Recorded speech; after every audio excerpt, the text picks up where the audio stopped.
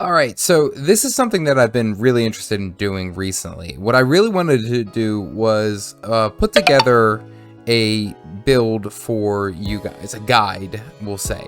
And I've just been having a lot of fun playing the engineer. Specifically, I've been playing a condition engineer, and I've been having a blast. And I just wanted to show you guys what my build is and what I play. So the build I'm going through is double pistol engineer. So starting out with my skills, the first skill that I go ahead and get is, of course, actually going to be medkit. It just offers a ton of versatility as far as cleansing conditions, getting a quick burst of healing, healing some allies if you want to, and then also getting some boons onto your character. Honestly, in a pinch, in like a 1v1, it can really make or break, you know, how well you do. Also, just having that ability as far as bandage self right there, that's a 5k heal. Second, what I think honestly makes this build so great is the rocket boot. Covers a lot of ground really quickly, and it's on a fairly short cooldown. Now, this one's a little bit interchangeable. Using your kiting and maneuverability, then you go into the flamethrower kit. Of course, being condition damage, like literally everything puts burning onto the target, and that's always going to do a ton of damage. It offers a little bit of CC through its air burst to push back, as well as the smoke vent for some blinding in case you get jumped by a melee. Alternative method, we'll say, I prefer is the toolkit. I like the toolkit because when someone's up in your face, the capability of not only confusing, adding bleeds to the target, but then you have gear shield, which is essentially a warrior shield block. It's a 2-second block all attacks and you're good. It also has a pull, which helps you drag people inwards to you. Now I can see that working fairly well if you have like a flamethrower kit. Pull them in, flamethrow them, push them away, do all that. Control is what we're looking at.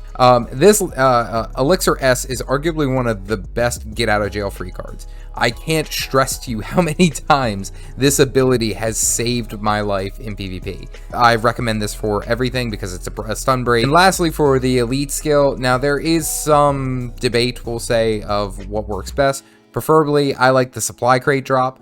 Not only does this offer a stun, but it drops all your turrets, and it works out fairly well, especially if we're doing this run and gun. So you have your turrets attacking, doing all these different things while you're essentially kiting. That's the name of the game with this build. You could use the Elixir X, which jumps you either into a tornado or a massive juggernaut.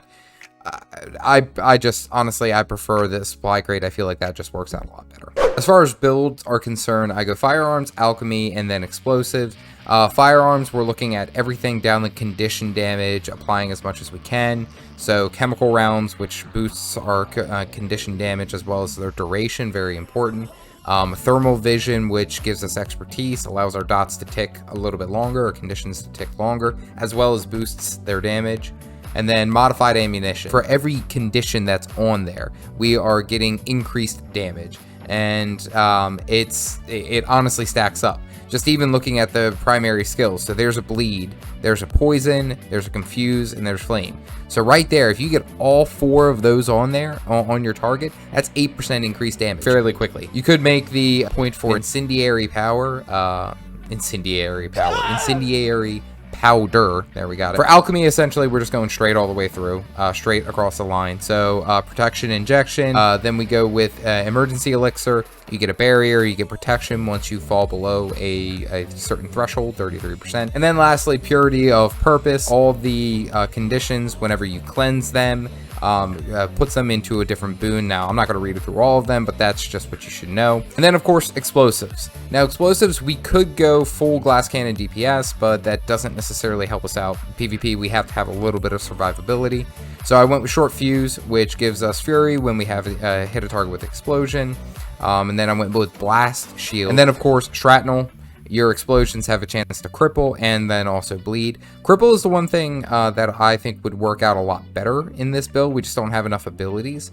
Honestly, like a thumper turret would be fantastic, and you just kite through the thumper turret, and they're trying to get you, and you're just steadily just wailing on them. But I think that this works out fairly well given the core engineer and how it's built. I've been having a ton of fun.